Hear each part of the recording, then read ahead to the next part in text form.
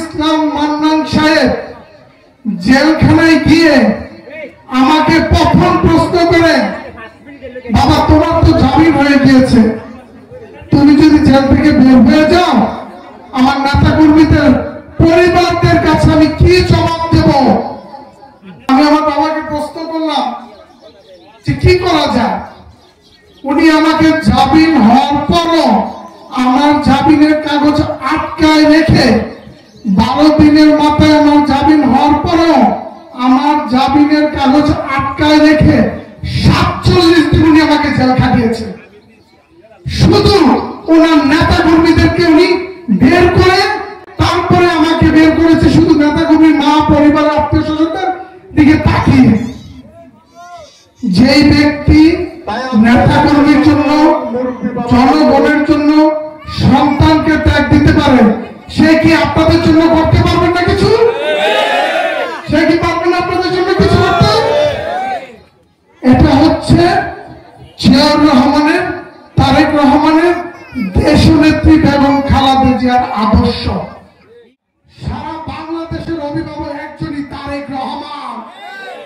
এই বাংলার বুকে ভাই একজনই তারেক রহমান। এই বাংলাদেশ চলবে একজনের নেতৃত্বে, সেটা হচ্ছে তারেক রহমান। প্রত্যেকটা মানুষকে তারেক রহমান শিখিয়েছে কিভাবে গণতন্ত্র পুনরুদ্ধার করতে হবে। কোন পিয়ার পদ্ধতি চলবে না। গণতন্ত্র চাই, এই দেশে গণতন্ত্র চাই। মা বোনেরা, সাধারণ জনগণরা যা চায় তাই হবে এই দেশে। জনতা যা চায় তাই হবে এই দেশে। এইটাই আমরা বাস্তবায়ন করবো ইনশাআল্লাহ। যারা বিএনপি থেকে নারায়ণগঞ্জ 3 আসনে নমিনেশন চাচ্ছেন, আপনাদের সবাইকে মিডিয়ার মাধ্যমে আজহারুল ইসলাম মান্নান সাহেব একটি প্রস্তাবনা দিয়েছে। দয়া করে কারো বদনাম নয়, বিএনপির পক্ষে কথা বলুন।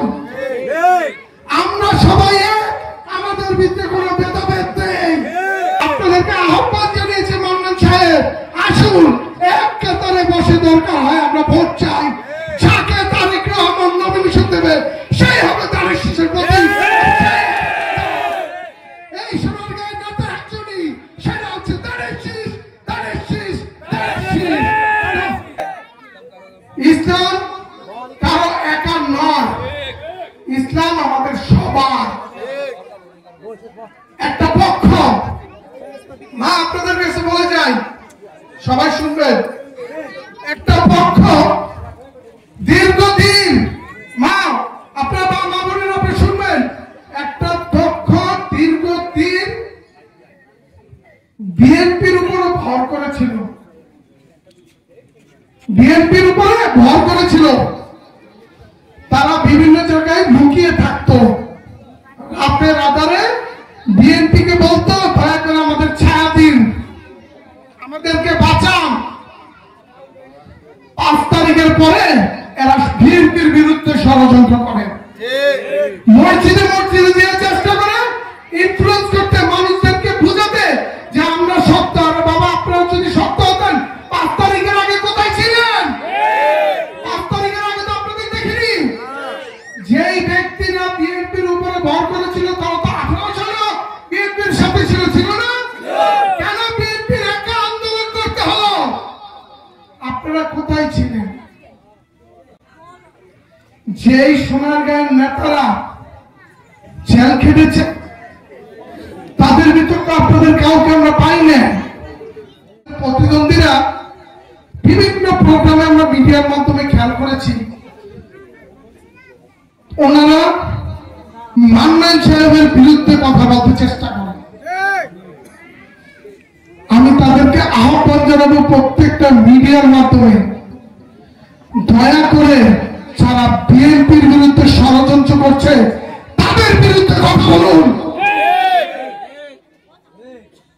আপনারা যারা কথা বলছেন এখন, আপনারা 5 তারিখের পরের নেতা হন আর 5 তারিখের আগের নেতা হন, ট্যাগলাইন তো লাগিয়েছেন বিএনপি, ঠিক কিনা?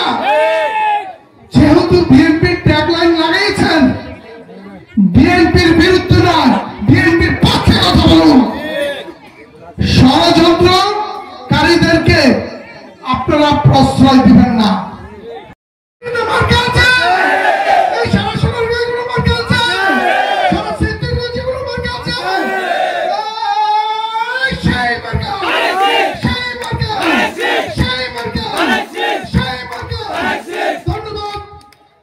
আমি আপনাদেরকে ধন্যবাদ জানিয়ে এই পিরোজপুর ইউনিয়নবাসীদের সকলদেরকে ধন্যবাদ জানিয়ে আমি আমার বক্তব্য শেষ করছি।